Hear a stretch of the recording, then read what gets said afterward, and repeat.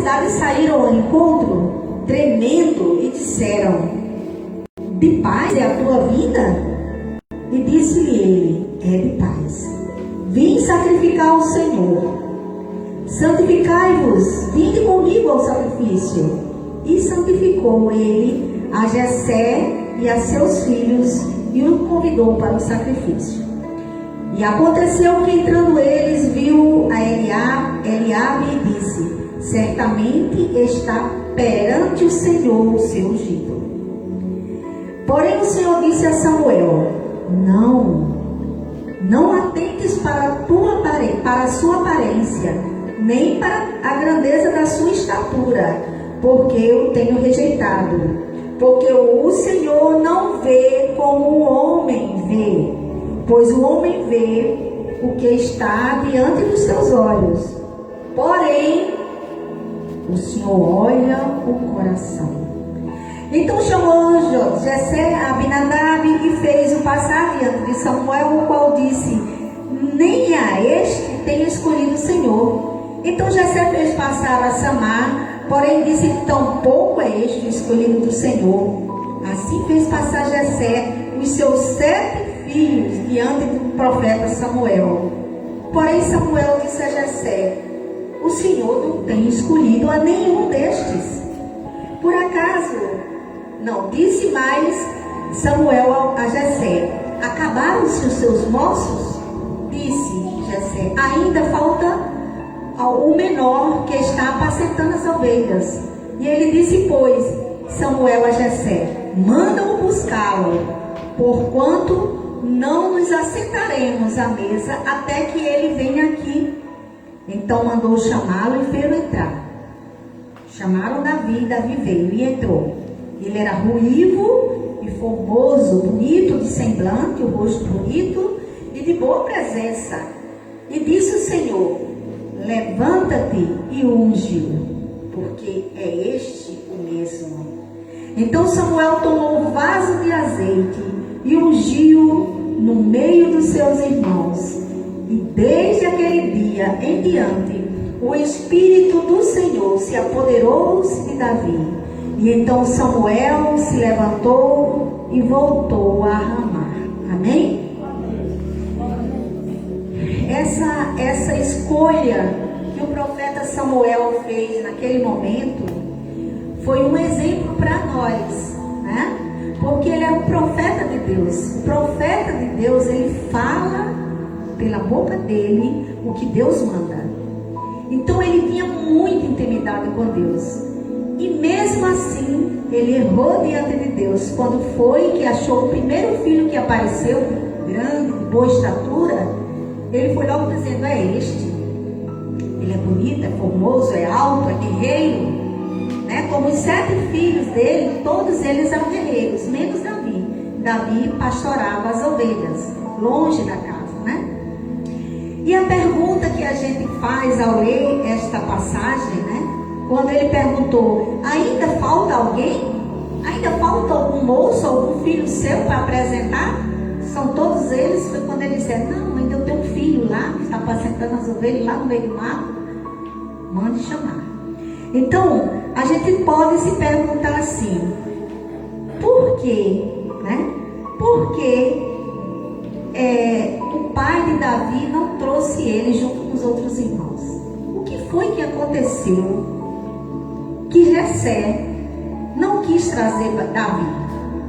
Tinha alguma coisa ali de errado. Por que ele não trouxe? Talvez ele achasse que Davi não tinha um padrão para ser rei. Mas Deus disse: não é como o homem vê, é como eu vejo, né? Então isso serve de exemplo para nós, que às vezes a gente olha um irmão e acha que aquela pessoa não tem futuro, não é nada. Mas eu disse: olha, aquele ali, eu vejo com outros olhos, né? Às vezes a gente está aqui, acha nós mesmos, nós às vezes achamos que somos pequenininhos, que não valemos nada, porque outros humanos ao nosso redor dizem que a gente não vale nada, que a gente não tem futuro. Mas Deus disse: eu já tenho um futuro preparado para você. É verdade, Jesus. Somente espere por mim, porque eu tenho um propósito de vida para cada um de vocês. Então, às vezes, a gente não compreende a mente de Deus. Como é a mente de Deus? Nós achamos que não compreendemos. E, de fato, não compreendemos. Não entendemos como Deus trabalha. Mas Ele diz na palavra de Deus como é que Ele trabalha. Como é que Ele maneja com os seus servos, com aqueles que creem nele. Ele mostra na Bíblia como preparar cada um de nós para receber a bênção. E por que eu digo que Ele vai preparar a gente? Porque a bênção já está pronta. A nossa bênção, a minha bênção, a sua bênção já está pronta. O propósito de Deus para comigo e para com qualquer um de vocês já está pronto. Ainda quando a nossa alma ainda estava disforme no ventre da nossa mãe, Ele já tinha um propósito feito para cada um de nós. Mas então a gente pode perguntar: e por que eu estou passando por essas dificuldades? Por que minha bênção não chegou? Né? Às vezes a gente fica sem entender, né? Por que Deus não trouxe ainda a bênção? Então nós vamos ver como foi que Davi foi tratado naquela época. E nós vamos entender hoje por que Deus ainda não trouxe a bênção que a gente quer. Davi, ele já tinha o trono lá para ele.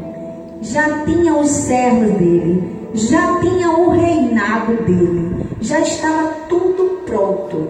Mas o que é que não estava pronto para Davi assumir? Era o próprio Davi que não estava pronto para ser rei naquele momento. Então o que foi que Deus fez? Deus começou a preparar Davi para ele ser um rei que nunca ia perder uma guerra. Então o que foi que ele fez? Os inimigos começaram a cercar Davi e a querer matar Davi quando souberam que ele já estava ungido por Deus. Isso significa que todo mundo já sabia que a qualquer momento o rei Saul ia sair e quem ia apossar o reinado era Davi. Mas o que foi que aconteceu? Eles começaram a perseguir Davi para matar. E Davi foi para o deserto. Cada buraquinho do deserto, cada esconderijo do deserto, Davi conhecia. Porque Deus salvou ele em cada esquina, em cada buraco, em cada esconderijo, em cada caverna. Davi sabia de tudo. Tanto é que quando ele se tornou rei, ele levava o povo para lá. Os inimigos morriam todos lá no deserto, próximo a Jerusalém. Por quê? Porque no momento em que Deus estava treinando Davi, Ele treinou para Davi ser um rei guerreiro, para não perder nenhuma batalha. Todas as batalhas que Davi levou, ele não perdeu nenhuma. Em todas elas, mesmo ele sabendo ser um guerreiro, mesmo ele sabendo que era ungido por Deus, mas ele nunca foi em nenhuma batalha sem antes perguntar a Deus: Senhor, é assim que eu devo proceder? É assim que eu devo fazer? E consultava também os profetas de Deus. Então, o que foi que aconteceu? Davi simplesmente não estava pronto para receber, para assumir o maior cargo, que era o trono de Jerusalém, né? E a gente, e eu, e você, será que nós estamos prontos? Por que é que eu resolvi e pedir a Deus para que essa mensagem fosse dada esta noite? Porque essa mensagem, na verdade, é para mim. Hoje de manhã, quando eu me acordei, eu orei a Deus. Olha como as coisas são. Vou dar um testemunho meu. E eu orei assim a Deus. Eu disse: Senhor, eu quero que o Senhor me abençoe com uma palavra, que eu saiba falar a tua palavra, que eu quero aprender como falar para os irmãos, para as pessoas, a tua palavra, né? E eu fiquei, né? Quando foi de tarde, o pastor ligou para mim, né? Você pode falar a palavra do pastor demais. E ali eu vi que foi uma resposta de Deus. Muito, eu fiquei tremendo aquilo. Isso é Deus preparando cada um de nós. Glória a Deus. É o que Deus espera, que a gente peça a Ele: Senhor, me prepara. Aleluia. Senhor, me prepara. Senhor, vem coisas tremendas aí na frente, me prepara. Nós não temos que estar pedindo a bênção, porque Ele não dá a bênção se nós não estivermos preparados. Porque se você for receber a bênção antes do tempo, você não vai ter estrutura para segurar essa bênção. E você vai perder a bênção. E depois que perder a bênção, você vai reclamar de Deus. Você vai se tornar uma pessoa murmuradora. E não é isso que Deus quer pra gente. Deus quer dar a bênção, mas Ele quer preparar cada um.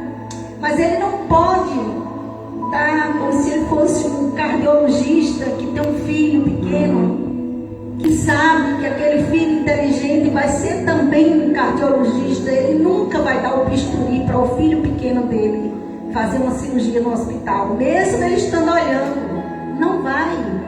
O filho tem que aprender, ele tem que ser instruído para na hora certa o pai dar o bisturi a ele e ele fazer a cirurgia mais fina, mais no coração de alguém. A mesma coisa, Deus. Você está pronto para o seu ministério, para aquele ministério que você quer? Então peça a Deus para preparar, né? Se Deus está trabalhando na sua casa, se prepare, porque Ele faz limpeza também. Deus faz limpeza na vida, então você tem que estar preparado para isso. Porque às vezes a felicidade da gente tem alguém, alguma coisa atrapalhando. E para Deus dar aquela felicidade, você tem que tirar algumas coisas. E Deus vai fazer isso, mas só se você permitir. Você e eu é que temos que dizer no nosso íntimo: eu quero, Senhor. Faça na minha vida o que tem que ser feito. Não tenha pena de mim. Por quê? Porque às vezes nós somos criados no Evangelho e às vezes não é muito mimimi. Ai, porque ele falou aquilo, ai, ela me disse aquilo, eu não gostei, eu vou para outra, como a irmã falou, né? Então nós não temos que estar olhando para o que o irmão está falando. Ai, mas ele falou mal de mim. E aí? Você vai desistir de Jesus porque fulano falou mal de você? Ore por ele. Ele está precisando de oração. Porque um fofoqueiro está precisando de oração. Uma pessoa que está falando mal da sua vida, ela está precisando de oração, muita. E não você ficar se achando um bebezinho, um mimimi, um menininho, uma menininha. Não, gente. O apóstolo Paulo diz que nós temos que comer com alimento forte, para quando chegar esses momentos, você está equilibrado, você está saudável, porque senão vai chegar o alimento certo e você ainda vai querer comer papa, mingau, aquela. Por quê? Porque você está fraco, não pode comer uma comida mais saudável, mais forte, para você ficar firme nas promessas de Deus, entendeu? Então Deus, Ele fala de muitas maneiras para a gente, né? Ele quer nos estruturar para poder receber a bênção. Então, a gente não deve pedir a bênção, deve pedir que Deus nos estruture para receber a bênção, porque a bênção já está pronta. Se nós formos olhar para a casa do oleiro, como diz lá em Jeremias, né? Se nós começarmos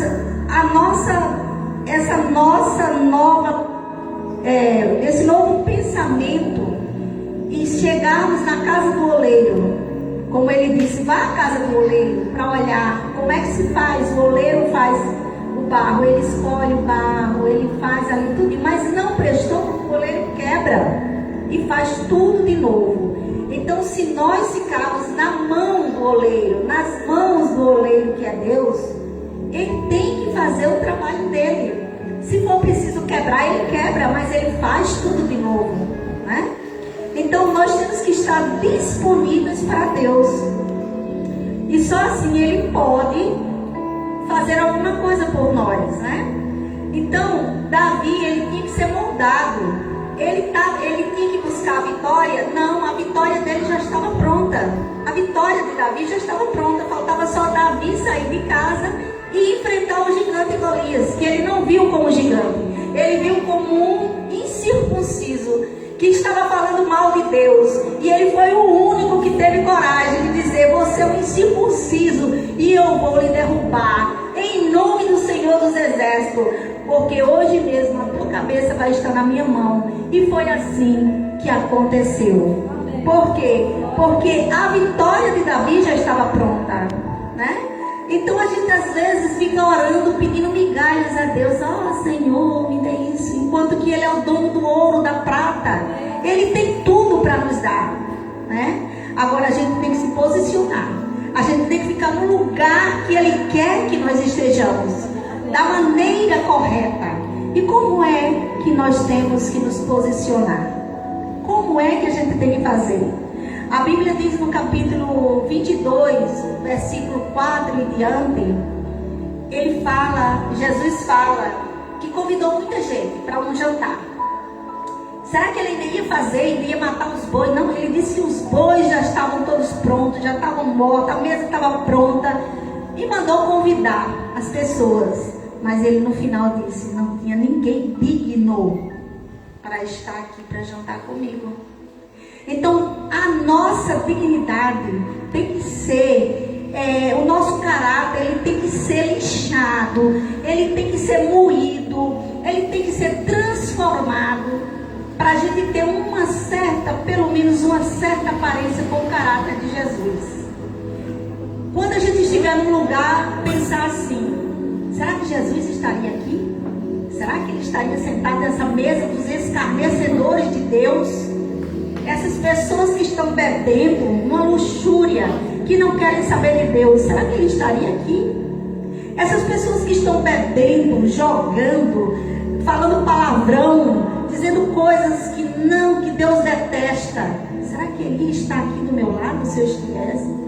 Então são coisas que o caráter de Deus nos ilumina, nos mostra como moldar a nossa vida, para que não só aqui, mas em qualquer lugar que a gente esteja com Deus, na consciência de que Deus está ali com a gente. Por quê?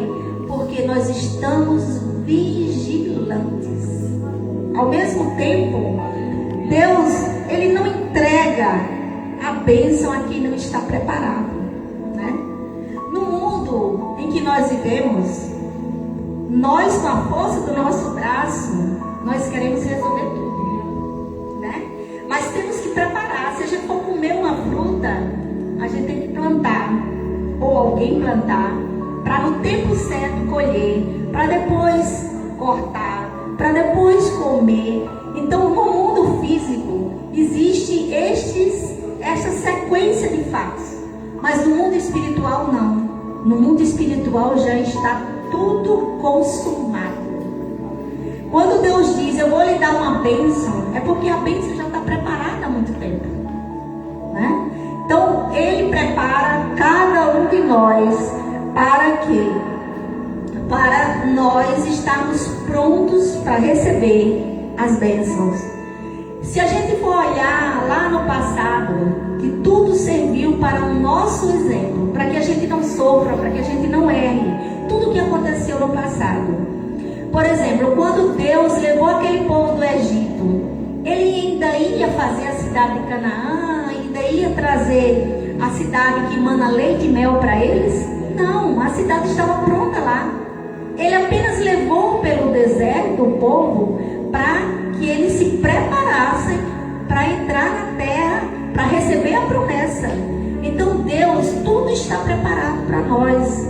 Jesus já preparou a unção, já preparou a salvação, já preparou o céu, já preparou uma mesa posta para nós, já preparou a vitória, já preparou todas as bênçãos. Então por que que eu e você ainda não recebeu? Porque a gente tem que se preparar. Porque no céu, a gente, como eu disse outra vez, a gente não vai entrar de qualquer jeito. Aqui é uma preparação antecipada que Deus quer que a gente se prepare. Ele não está podando nada da nossa vida. Se Ele disser que não quer que você vá para tal lugar, é porque aquele lugar não é bom para você. Ele não está querendo tirar a sua felicidade. Ele não está querendo deixar você de fora e dar a oportunidade para outro. Não. Ele está dizendo: meu filho, minha filha, não vá por esse caminho, porque esse caminho vai lhe levar à destruição. Siga por este outro, que vai levar ao céu, vai levar a salvação, vai levar a vitória. E aqui mesmo na terra você já terá as bênçãos. Então Deus preparou grandes coisas para nós. Deus tem preparado coisas maravilhosas para cada um de nós. Então às vezes eu fico assim pensando, como é que alguém se acorda de manhã já se maldizendo da vida, reclamando, não é? Porque o Deus Todo-Poderoso deu tudo para nós. Ele deu o que nós mais precisamos para viver aqui neste mundo temporal. Deu o ar para nós viver. Quem pode viver 5 minutos, 7 minutos sem respirar? Os médicos dizem que até 3 já complica seu pulmão, seu cérebro, alguma coisa. Deus deu o ar à vontade para a gente viver, respirar. Tanto é que a Bíblia diz que todos, animais vivos, eles falam o nome de Deus. E os judeus dizem assim: não, o nome de Deus não pode falar, mas todas as pessoas, inclusive os animais, falam o nome de Deus. E eu vou dizer aqui qual é o nome de Deus. Quando você respira, você faz Yah. Aí o nome de Deus, Yah.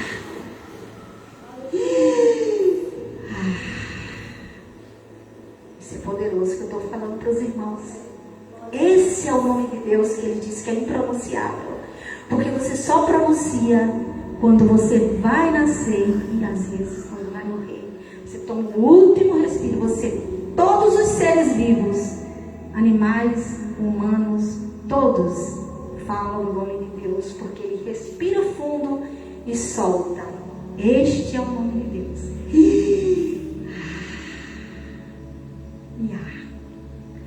Lindo, né? O nome de Deus. Então, essas pequenas coisas que a gente aprende é para nossa edificação, é para nossa salvação. Daí porque quando a gente vem para a igreja, não é para ficar à toa, não é à toa. Deus tem uma palavra para cada um de nós.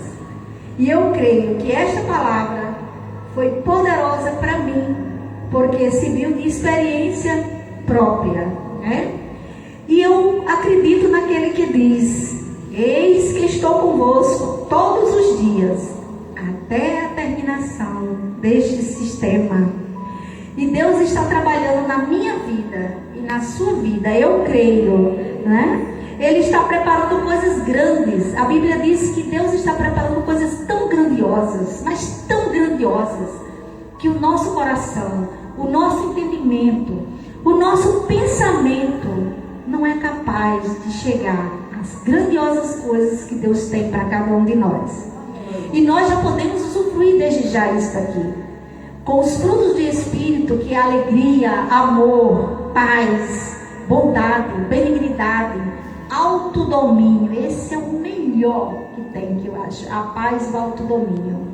Você tem esses 2 frutos do Espírito, você chega em qualquer lugar, vai em qualquer lugar, você nem precisa dizer que é crente. As pessoas vão perguntar: você é crente? Qual é a igreja que você é?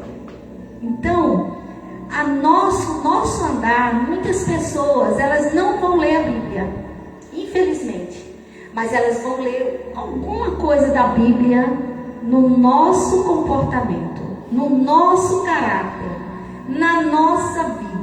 na nossa fala, alguém vai descobrir que você é de Cristo, não é? E é isso que Deus quer, que nós nos preparemos. Nenhum de nós está preparado, porque Ele prepara cada dia vai preparando. Quem está aqui hoje sabe que no passado, há um ano e meio, não estava preparado como está agora, não é verdade? Então, cada dia que você passa, Deus vai lhe preparando. Deus vai botando mais um tijolinho, mais um conhecimento, para que você possa, do fundo do seu coração, dizer: valeu a pena. Mesmo as perseguições, mesmo os problemas, Senhor, vale a pena te conhecer, te seguir e te amar. Amém? Então eu agradeço a minha rica oportunidade, agradeço.